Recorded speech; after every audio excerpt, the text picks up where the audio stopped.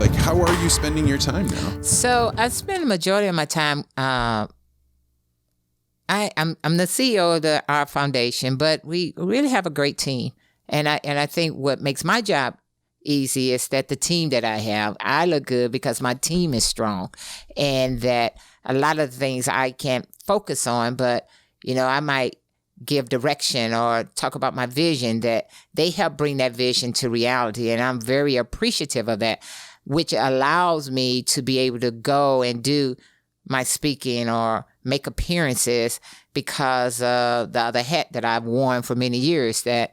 But then also being able to do those other events, bring recognition, not so much recognition, bring awareness about my community work that other people might not be aware of.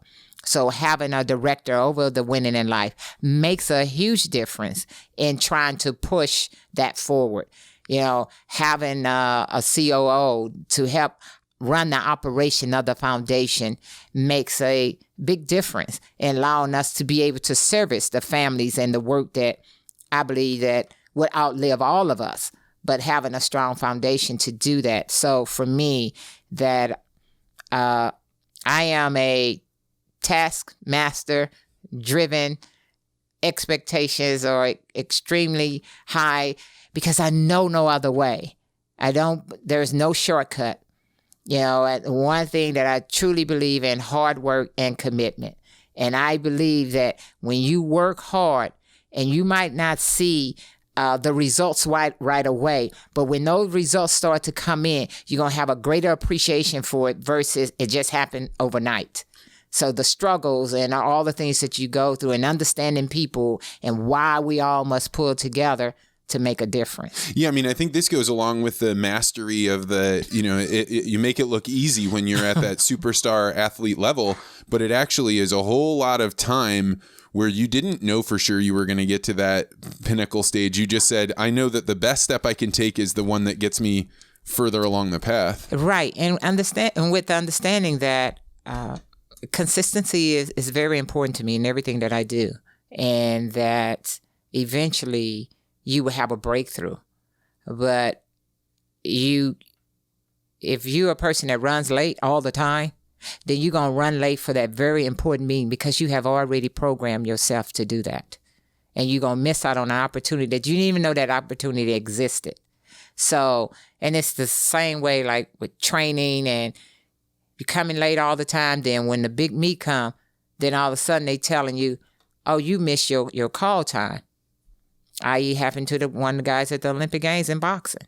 Wow. And you've done all this work, and that one habit that you just didn't pay attention to because you lose sight of you listening to your own clippings that you're so great. And sometimes we get a pass.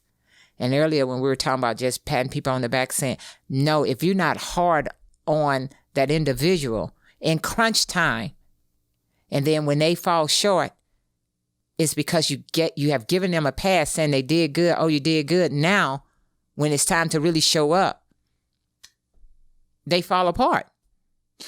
You said something in an interview that struck me, and it was your husband is also your coach, or was your coach, and he was notoriously a very difficult person to work with. But you said with your Jackie Joyner-Kersee smile, I love it that he yells at me. I love it. You wouldn't accept just anybody yelling at you. Why was him yelling at you something that was okay, or something you loved? Because I think sometimes the yelling is misconstrued, and his yelling is more motivational. Is that he knows that I could do X, Y, Z.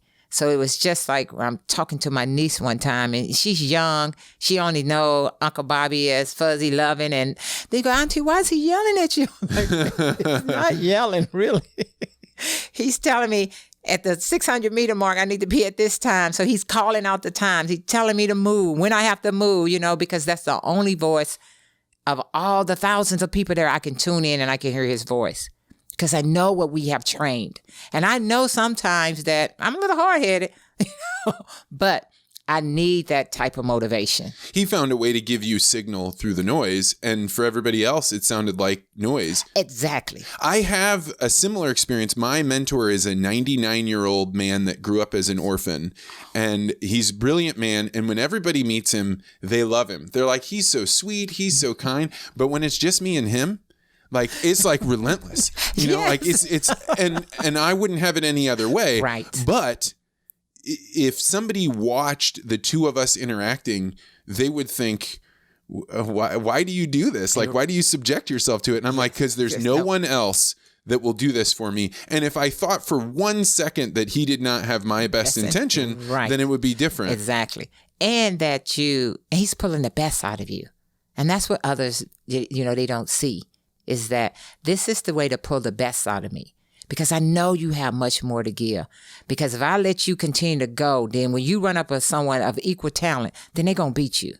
And then I'm going to feel like I failed at my job making sure that you were ready. So I'm not going to tell you all the things you want to hear. I'm going to tell you the things that you need to hear so we can get it done.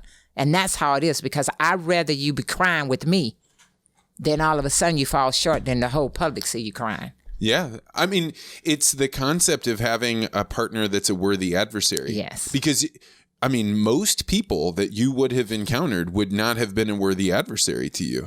No, because if you... See, I come from that type of background. Coach Fenoy was like that. And the great thing, Coach Fenoy, he said to me when I got ready to leave high school, is that it's time for you to go learn from someone else. And that was, at the time, you don't understand it, but now going through the transition of leaving high school, going to college, and then seeing other student athletes that still was working with their high school coach, that they wouldn't let them go when they got to college. So they couldn't transcend. Couldn't transcend and wasn't able to learn. And then you wonder, and it's like you are really stopping them from growing. So Coach Fenoy always showed he had my best interest. He said, no, I want you to go. I can only teach you so much at the high school level. Collegiate level, that's a whole nother level. The Olympic level, that's a whole nother level. Go and learn. Come back and share. And you even got to the college level and found there were coaches that didn't care about you. Oh, yes. Because you get to the college level and it's about winning, Some don't even recognize your talent. That's one thing about when you're in a pool of talent to people all around. And I'm a multi-eventer. I'm a basketball player. I'm long jumping. And my first year at school was just terrible to me. Everybody else, it was a great year.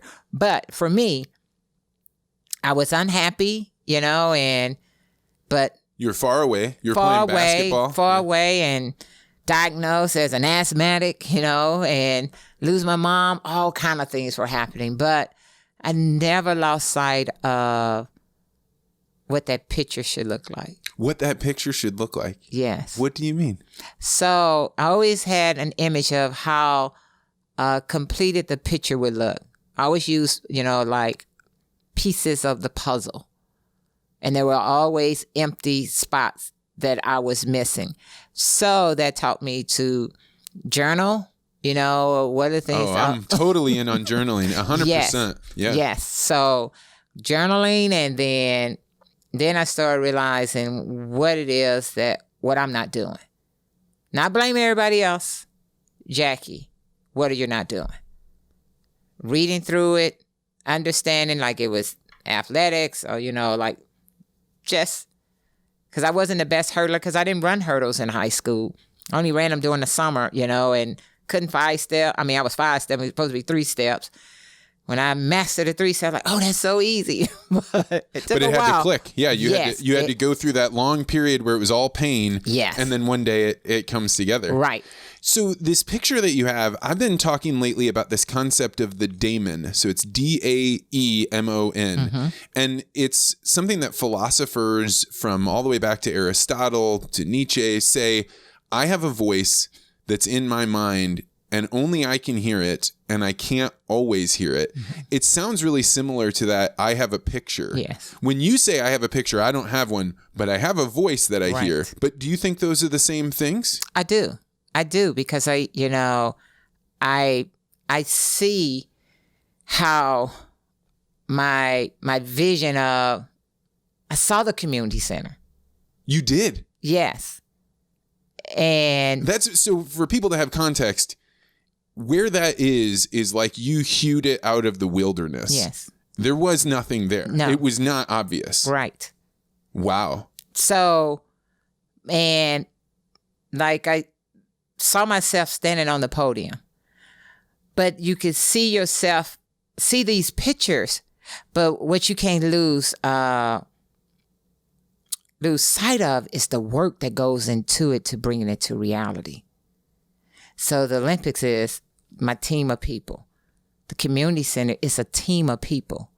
And sometimes you might think you have the right people on your team. And then you find out, no, I do not, because they don't fit in. Because as a part of that picture, frustration comes. But do I find myself being drained, withdrawn? I shouldn't have to change my emotions to fit into the picture that I have already painted for myself. The frustration has gone through the strokes, and I know this, I know that. But that's the difference I see in building a community center versus the athletics. Well, it's such a difference, because in track and field you have competitors, but you can't impact how they perform. Right. You can only impact how you perform. So it is 100% an individual sport. But there is that element of somebody running hard next to you.